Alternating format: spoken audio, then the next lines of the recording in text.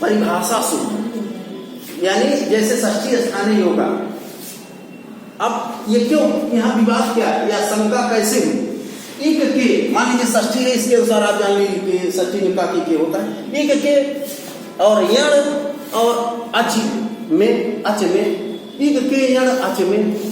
अब ये संदेह हो गया कि क्या होगा, कुछ होगा कि नहीं होगा, कार्य होगा कि नहीं होगा, ये सारी समस्याएं आ गई।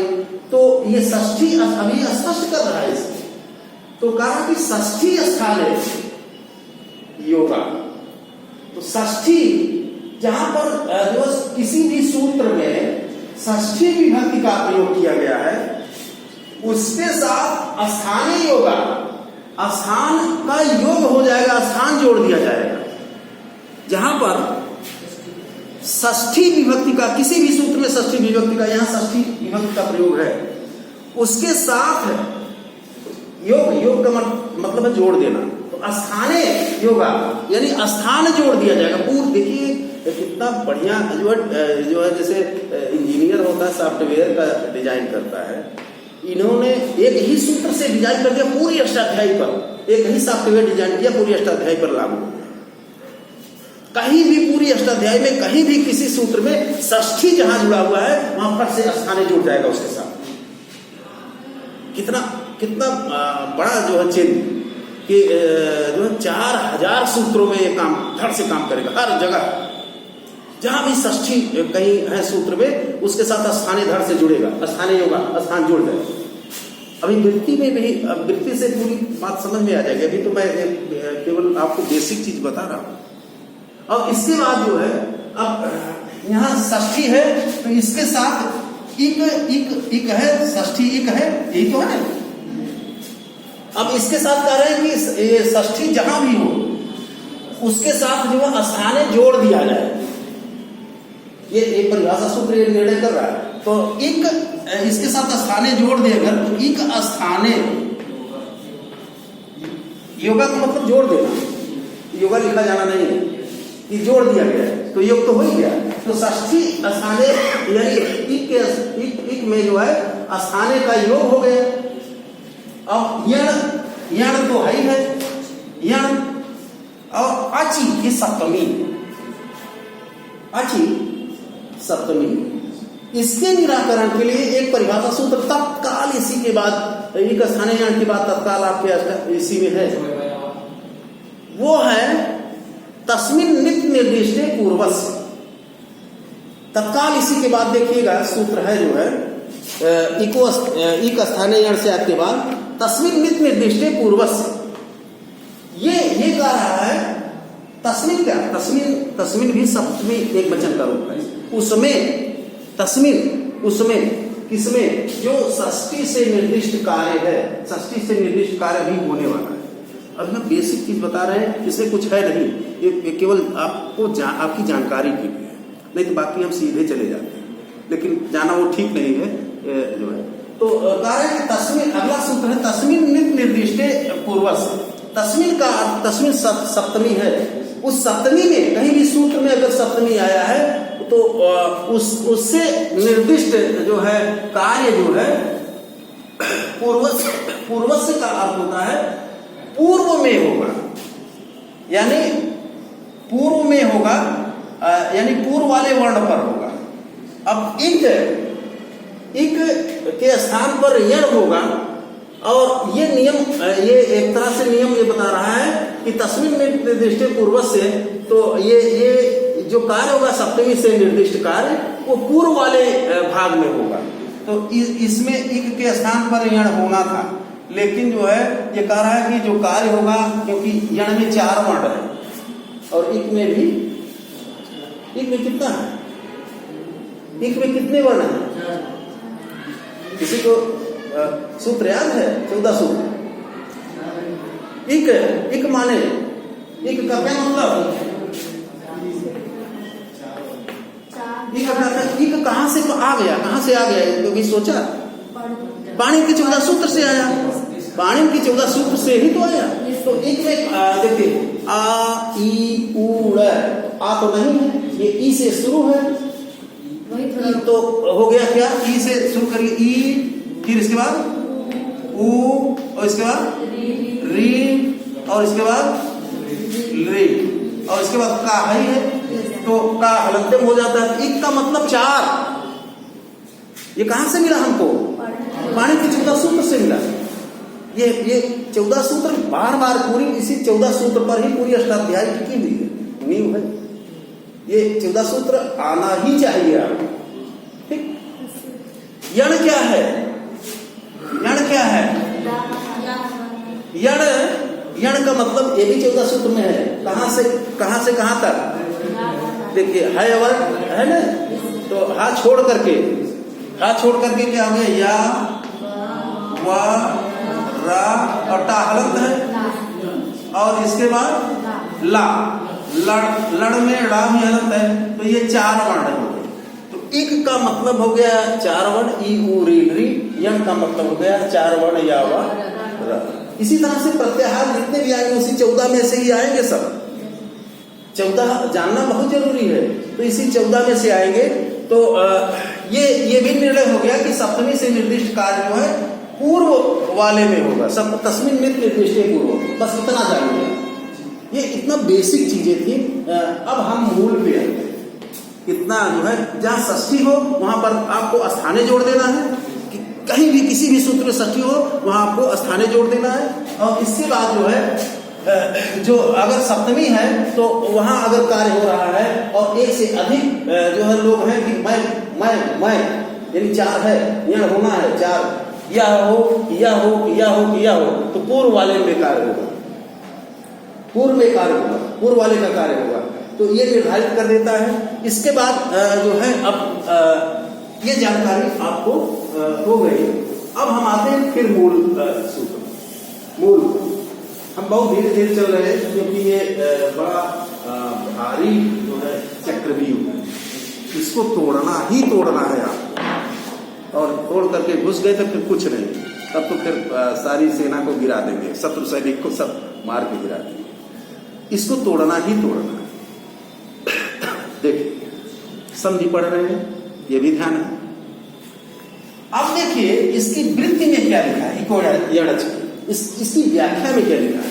हमने तीनों चीजें, इक भी जान लिया, यण भी जान लिया, अच जान ही रहे स्वर है। अच का मतलब स्वर ही है, यानी अच कहां से? आ से लेकर के आयुण के आ से लेकर के एओच के चा 9 आ ई उ री री ए ओ ऐ औ, ये 5 और 4 9 है। तो सूत्र याद है तो आपको बहुत आसानी, आप जान जाएंगे कि कौन अच है, कौन यण है, कौन इक है। ये तो जान जाएंगे।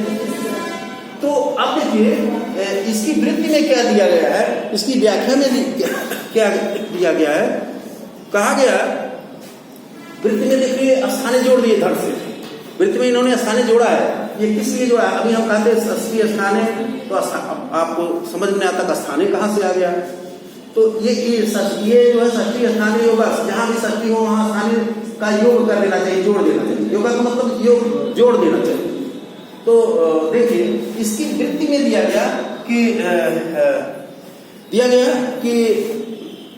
इक स्थाने यण स्यात् संहितायाम विषय सुधी उपास्य इति स्थिति। ये इसकी वृत्ति में आपकी पुस्तक में है, दिया गया। एक स्थाने यण स्यात्, देखिए वृत्ति में दिया गया कि एक स्थाने यण स्यात्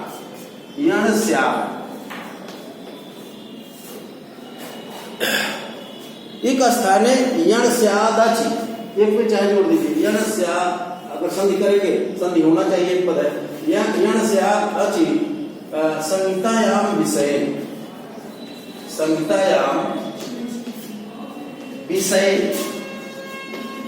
इतना पहले। एक स्थाने यण स्यात् संहितायाम विषय। ये सूत्र क्या कर रहा है कि इको यण, इसकी व्याख्या क्या है कि इक के स्थान पर इक आपने जान लिया था। इक किसे कहते हैं? 4। कौन कौन से? जिसको सूत्र याद है वही धरा के बताएगा।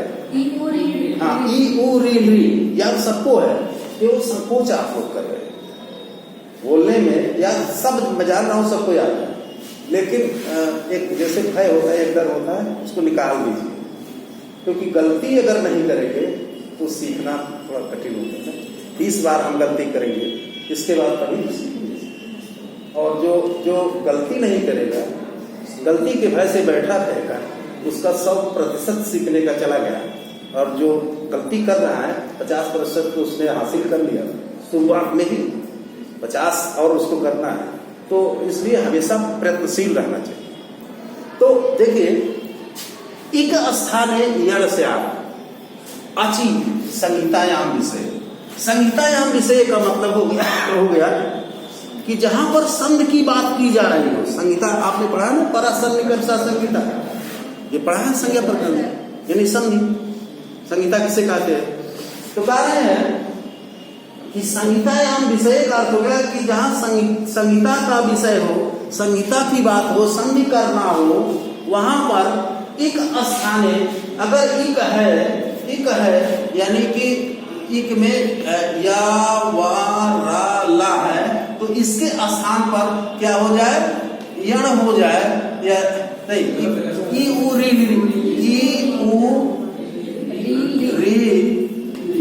री और ली। देखिए, मैं स्थानीय पहले लिख दिया और जिसको होना था जो है उसको नहीं लिखा। हाँ, या वा रा और ला। इक के स्थान पर यण हो, स्याक होए। अच का अर्थ है, शर्त ये है कि अच का अर्थ है कि बाद में स्वर होवे। स्वर अच है 9, उन स्वरों में 9 में से कोई स्वर होना चाहिए बाद में। अगर ई है, ऊ है, री है, ली है और बाद में स्वर है और संहिता का विषय संधि करता है, तो अच इक के स्थान पर यण हो जाए, यानी ई के स्थान पर या, ऊ के स्थान पर वा, री के स्थान पर रा, ली के स्थान पर ला। ये क्योंकि ये जो है ये आदेश है, नहीं, ये आदेश है, ये स्थानीय, ये आदेश ये है, स्थानीय है। तो ये जो है इसके स्थान पर ये आदेश होना। तो ये आदेश और स्थानीय जब समान रहते हैं तो एक सूत्र बीच में आ जाता है। ये नियम करने के लिए हो सकता है कि क्योंकि सब क्वालिफाई है, इसके स्थान पर यण में से सब ये कहेगा कि मैं जाऊंगा। एक ही वैकेंसी निकली हो, 4 योग्यताधारी हो, 4 नेट हो तो कहेंगे मेरी नियुक्ति हो जाए, मेरी नियुक्ति हो जाए, मेरी नियुक्ति हो जाए, सब तो कहेंगे। तो इसका निर्णय कौन करेगा? एक सूत्र बीच में आता है, यथा संख्य अनुदेशा समानम। जब आदेश और स्थानीय समान हो, यथा संख्य हो, यानी जैसे जिनका आदेश होना है और जिस पर होना है, उन दोनों की संख्या समान हो। यहाँ भी 4 है, यहाँ भी 4 है, तो कार्य ये सूत्र नियम कह देता है कि यथा संख्यम, अगर पद और विज्ञापन दोनों बराबर हो, जितने पद निकले हैं उतने लोग जो है अभ्यर्थी है, तो उसी क्रम से, जिस क्रम से जो है जिसने आवेदन किया है, यानी पहले आवेदन पे पहला, दूसरे पे दूसरा, ये सूत्र यही करता है, यथा संख्यम अनुदेशम समान, तीसरे पे तीसरा, चौथे पे चौथा। यानी ई के स्थान पर या, ऊ के स्थान पर वा, री के स्थान पर रा, री के स्थान पर अल्लाह का आदेश हो गया। तो ये आदेश हो गया, ये स्थानीय हो गया। हाँ, तो इसका अर्थ मुझे लगता है कि समझे होंगे कि इक के स्थान पर यण होगा। शर्त ये है, इन्होंने शर्त लगा दिया कि आगे स्वर होना चाहिए अगर संधि करनी है, तो संधि करनी है अगर आगे स्वर है और इक वर्ण है, उसके स्थान पर यण होगा। अब एक उदाहरण इन्होंने दिया, एक उदाहरण दिया क्या कि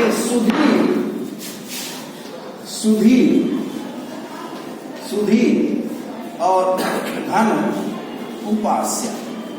उदाहरण क्या दिया? सुधी धन उपास्य। ये उदाहरण आपकी पुस्तक में इस स्थिति आ गई, इसी वृत्ति में ऐसी स्थिति आ गई।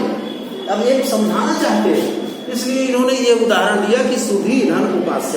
इस स्थिति का अर्थ है कि ऐसी स्थिति में आप क्या करेंगे? कैसे संधि करेंगे? इत स्थिति का मतलब ऐसी स्थिति आ गई, अब क्या करेंगे? तो सुधी और उपास्य ये जो है इन्होंने कहा दिया कि ऐसा प्राप्त हो गया, इनके स्थान पर यण करना है। अब देखिए सुधी में इक है कि नहीं है? सुधी पास में कितने इक है? देखिए इक में कौन कौन से वर्ण आते हैं? ई, उ, री। तो सुधी उपास में कितने इक हैं? देखिए सा में उ इक के अंतर्गत आता है कि नहीं आता है? आ रहा है ना?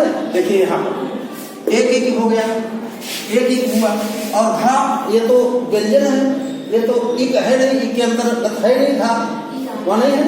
और इसके बाद घा के बाद बड़ी ई जो है बड़ी ई, क्योंकि ये जो दीर्घ ई है, दीर्घ ई देखिए विधिमान और अविधिमान कभी कभी पर आ जाता है। अविधिमान का अर्थ होता है यह जिसके एवज में आदेश होगा, ये हो गया अविधिमान, यानी जिसका विधान न किया गया हो, ये केवल बताया गया अविधीयमान। कहीं कहीं यह नहीं लिखा रहता तो आप इसे भ्रम में ना पड़े, और इसका आर्धक विधीयमान, कहीं कहीं इस तरह से लिखा रहता है तो आप भ्रम में ना पड़े। अब विधिमान का अर्थ है कि इसके स्थान पर और किसका विधान किया गया, जिसका विधान किया जाता है वो विधिमान होता है। तो इसके स्थान पर यह विधिमान है, इसके स्थान पर इसका विधान, इसके स्थान पर इसका विधान, इसके स्थान पर इसका विधान, इसके स्थान पर इसका विधान, ये अविधिमान था और ये क्या हो गया? विधिमान हो गया। तो इस तरह अविधिमान विधिमान शब्द आ गया तब भी हमारा हाथ में खुल जाए, अरे ये क्या आ गया, ऐसा शब्द आ गया। तो ये जो है यही क्लियर हो जाए कि जिसका किसी सूत्र के द्वारा विधान न किया गया हो और जिसका विधान किया गया हो, तो इक स्थाने यण से आज से इक के स्थान पर यण का विधान कर दिया गया, इक के स्थान पर किसका विधान किया गया?